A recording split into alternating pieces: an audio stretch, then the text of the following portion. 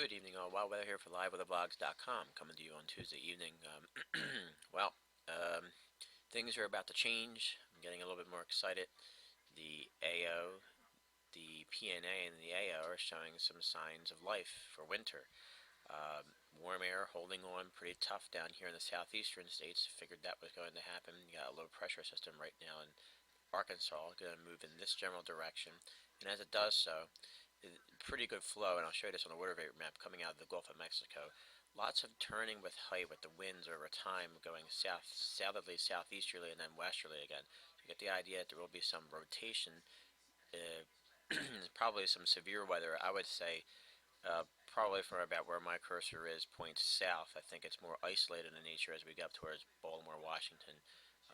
Thinking that maybe this strong jet stream here comes in, although it adds another element to the severe weather. We'll just have to wait and see how far this warmth can get into our storm. Cold air is starting to come down.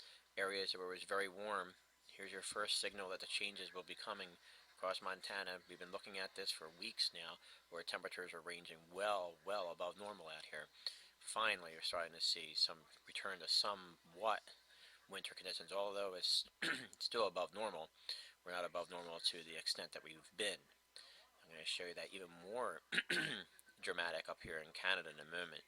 And let's take a look at that. I'm going to go up into Canada now, our neighbors to the north, and clearly this area out here, the flow coming off the Pacific has caused this area to be well above normal. Finally, it's getting colder, progressively colder out here, and you get the idea that the cold air is starting to spread out across much of, if not all of Canada now below zero. This is seeping southward, and with the AO going negative, it's going to continue to seep southward, and this is where you want to start looking for signs of change, and I think we're beginning to see that. Let's go to the Alaska area, and you get the idea. In Alaska, you got a ridge now poking up down here, a pretty good ridge coming up in terms of our temperature gradients. So warming is going on up here. Usually it signals that a cold shot is coming. So be patient. We're going to continue to look and see what happens. Actually, this is a southerly flow around low pressure that's sitting out here, so it's not quite a ridge yet. But eventually, we're going to see a flow maybe becoming more northwesterly and coming down to the United States.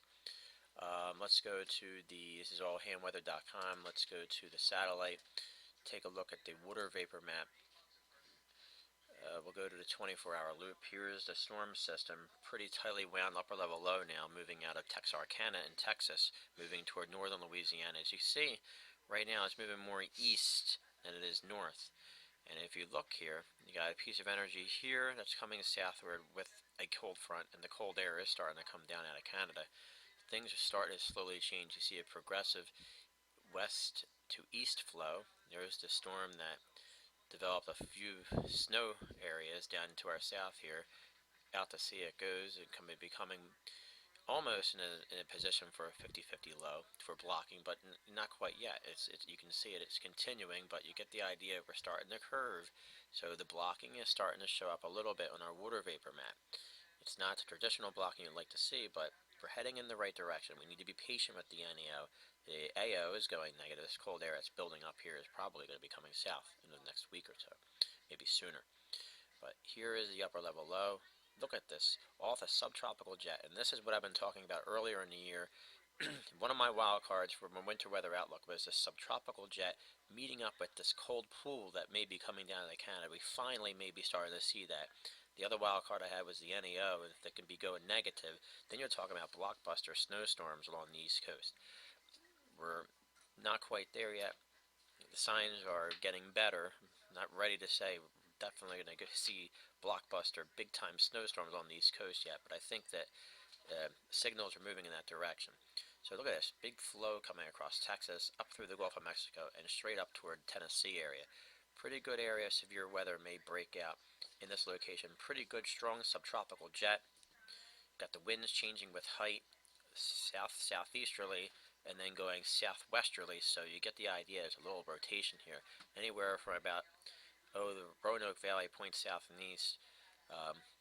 Be on the lookout for severe weather. There could be some isolated tornadoes. Definitely anytime you get the winds changing with height, no matter what time of the year it is, you got to be looking out for that. I'll go to infrared, and you can clearly see where your most coldest cloud tops are right in here. You can clearly see we got quite a fetch coming up off a subtropical jet. And here's another one out here. Here's your northern branch supplying the cold air. The cold air, all this blue up here is the extreme cold air that you got. Eventually, this may start leaking down in the United States. I want to go to one other thing. I'm going to go back to satellites. Uh, no, we'll go to currents real quick. There is one thing that's concerning to me, and I've been visiting this map for a while, is the lack of snowfall. As you get into the winter months here, you'd like to see the snowpack to be extensive at this point, so that way when the cold air does come down, it doesn't have quite as much ability to modify. So this may be one limiting factor that maybe the models won't catch on to. There's just there's no snowpack.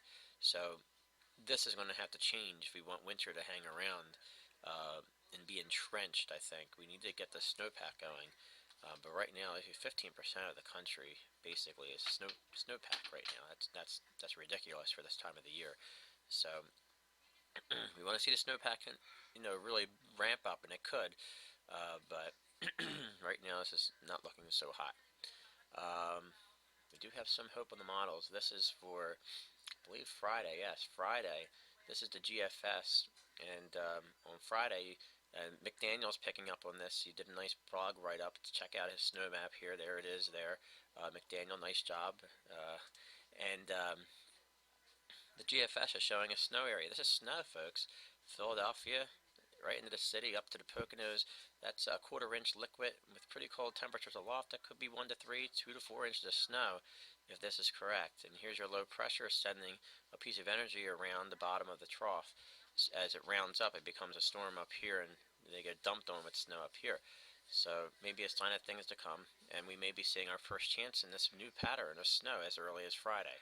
This is the latest NAM model that just came in, not quite as robust with the precipitation, but still the same idea, where it's snowing basically Baltimore to Philadelphia out here toward State College and points north and east. We get this pretty strong low pressure system over the Great Lakes, and here comes your cold high pressure system, and here comes the cold air dumping down out of Canada. So here's your first chance of snow come Friday rather, and this is Friday at 12 UTC. So looks like Friday early morning to about 12 noon is your chance here. 10 o'clock in the morning or so. Sorry about the 12 noon. 10 o'clock that you may be seeing some snow flying around, and this is the first shot of cold air. Where we go from there, well, it remains to be seen.